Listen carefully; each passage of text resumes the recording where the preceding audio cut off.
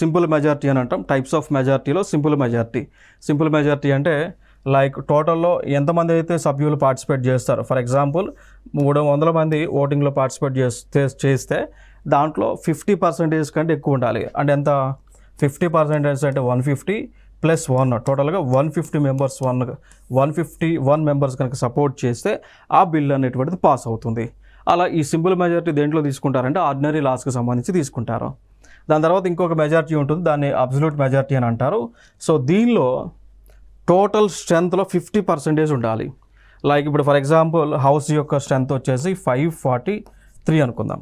So 543లో 50% + 1 strength ఉండాలి. అర్థమైందా? So like 50 అంటే ఎంత అవుతుంది, 270, ఇంచుమించుగా ఇద్దరు చేసుకుంటే 271 ఉంటుంది. 271 2 అంటే లైక్ 273 వేసుకుందాం.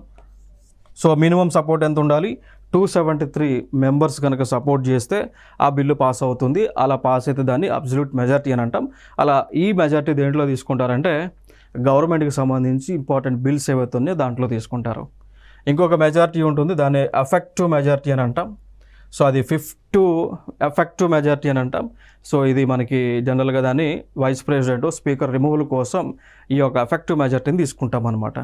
అంటే ఫర్ ఎగ్జాంపుల్ ఇక్కడ ఏం చేస్తుంటాం, ఇప్పుడు జనరల్గా లోక్సభ యొక్క స్ట్రెంత్ 543 అండి.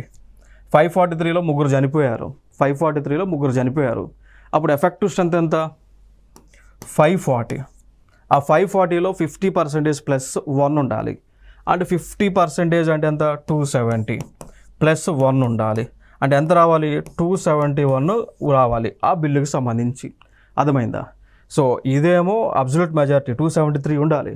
అంటే హౌస్లో చనిపోయినా ఉన్నది కౌంట్ ఉండదు. ఇక వాళ్ళు హౌస్లో ఉన్నారా లేదా చనిపోయారా అనేది లేదు, ఖచ్చితంగా 273 మెజారిటీ రావాలి. సో ఇది అబ్సల్యూట్ మెజారిటీ అని అంటాం. ఎఫెక్టివ్ మెజారిటీ అంటేనేమో చనిపోయిన వాళ్ళని కూడా తీసి పడేస్తే, లేదా రిజైన్ చేసి ఉంటారు కదా వాళ్ళ కౌంట్ తీసేయాలి, లేదా ఒక పార్టీ నుంచి ఇంకో పార్టీకి జంప్ అయిన వాళ్ళు ఉంటారు కదా, ఎవరైతే పార్టీ ఫిరాయింపుల చట్టం ద్వారా వాళ్ళు డిస్క్వాలిఫై అవుతుంటారు చూసారా, సో వాళ్ళ కౌంట్ కూడా తీసి పడేస్తే మిగిలినటువంటి వాళ్ళు ఎంతైతే ఉంటారో ఆ వాళ్ళలో 50% + 1 కనుక మనం కన్సిడర్ చేస్తే దాన్ని we call it as effective majority అని అంటాం.